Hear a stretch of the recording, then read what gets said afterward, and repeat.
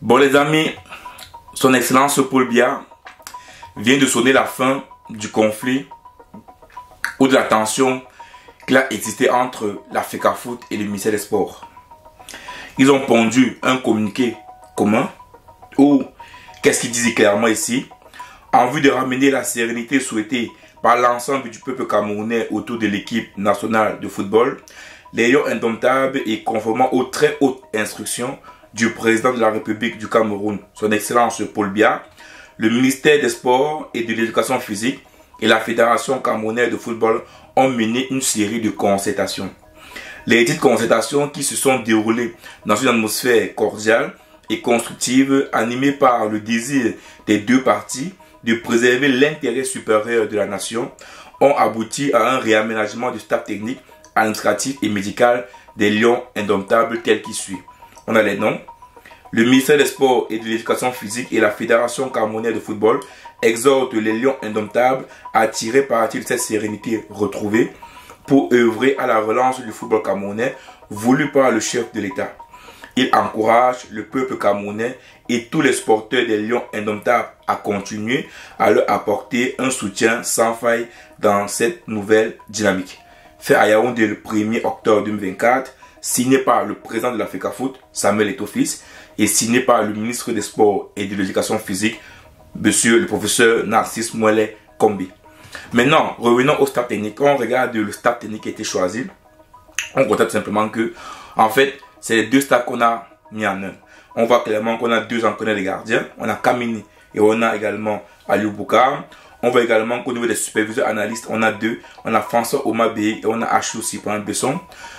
Au niveau des adjoints, également, on a Togo Pilé et Pao David de Samuel Eto'o. On voit également que où il y a le changement et qui a touché beaucoup de personnes au niveau du team presse. On voit clairement que le team presse ici, là, c'est M. Do Eli Thierry. Alors que hier, la liste a été lue par M. Noël Essengue. Donc, certainement, Marc Brice, le coach, voulait de Noël Essengue. Mais malheureusement pour lui, Noël Essengue n'est pas dans cette liste. On voit également qu'au niveau des coordonnateurs des sélections nationales, on n'a ni M. Angwa, on n'a ni M. Barlop, mais ici on a M. Atouba Timothée. Donc là, clairement, on voit que ils ont décidé que bon, on ne veut pas d'Angwa, on ne fait pas de Barlop, on prend une personne qui n'est ni Angwa ni Barlop. Ils ont pris M. Atouba Timothée. On voit clairement ici là que ça c'est ce qu'on appelle un compromis. Ça veut dire quoi? Il y a des postes où les personnes qui étaient sélectionnées par les deux staffs ne sont pas là, on prend une personne différente.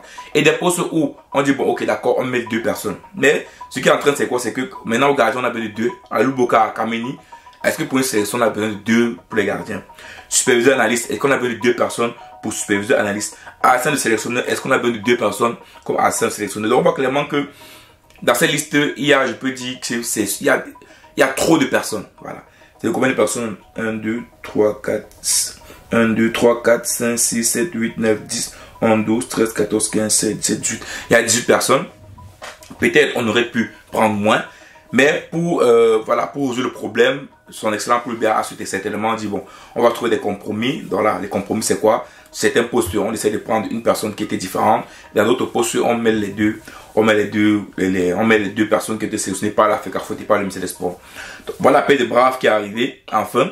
Son excellent Paul Biya a décidé concrètement de sonner la fin, puisqu'on voit la signature de Samuel Eto'o et celui du ministère des Sports. Mais la question que j'aimerais savoir, c'est qu'à un moment donné, pourquoi c'est maintenant que son excellent Paul Biya arrête ça?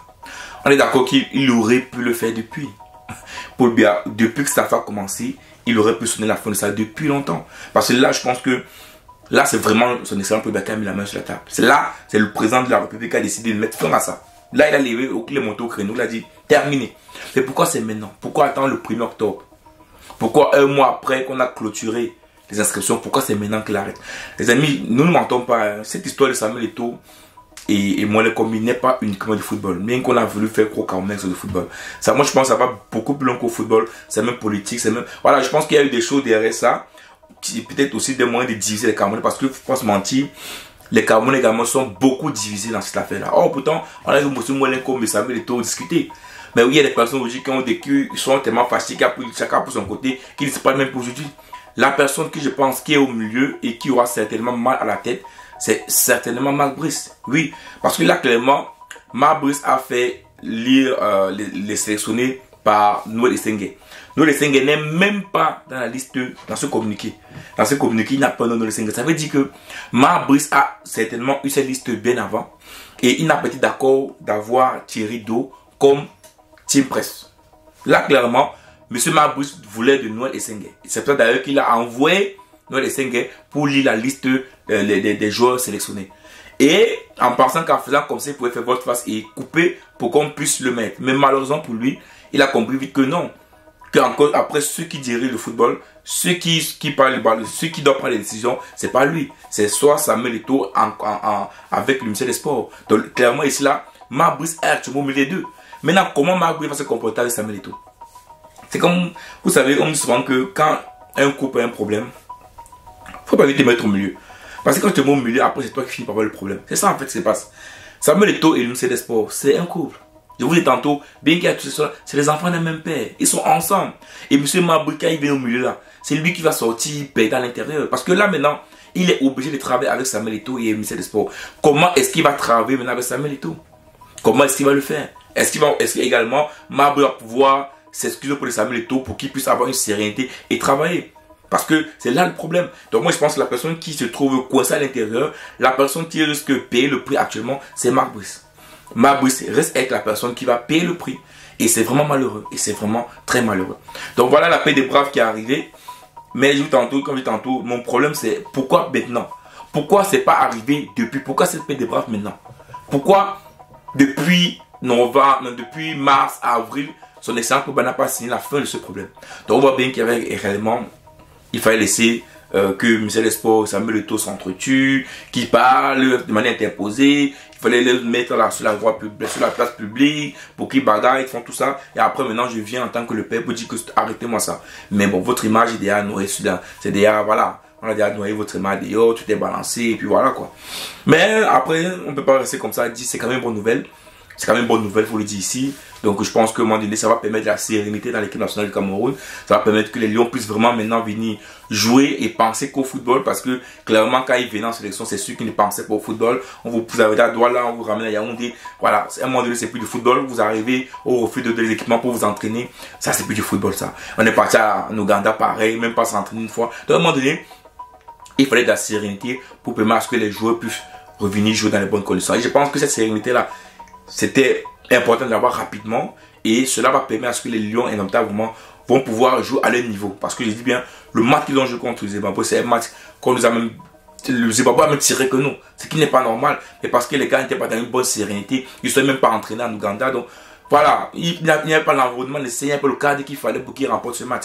Donc maintenant, je pense, j'espère que ce problème est vraiment terminé. J'espère qu'on n'aura pas après un rebondissement subitement. Ils s'entendent pas sur un truc, il y a un rebondissement. Vraiment, on espère vraiment que le problème est terminé, qu'ils vont s'asseoir et qu'ils vraiment ils vont travailler ensemble, qu'il y aura la paix au sein entre la FECAFOOT et l'Université des Sports et que cette paix sera bien sûr durable, sera à long terme et ceci va faciliter à ce que les joueurs puissent arriver en sélection dans les bonnes conditions et jouer vraiment avec toute la tête pour qu'ils soient concentrés à 100% pour les Lions indomptables du Cameroun.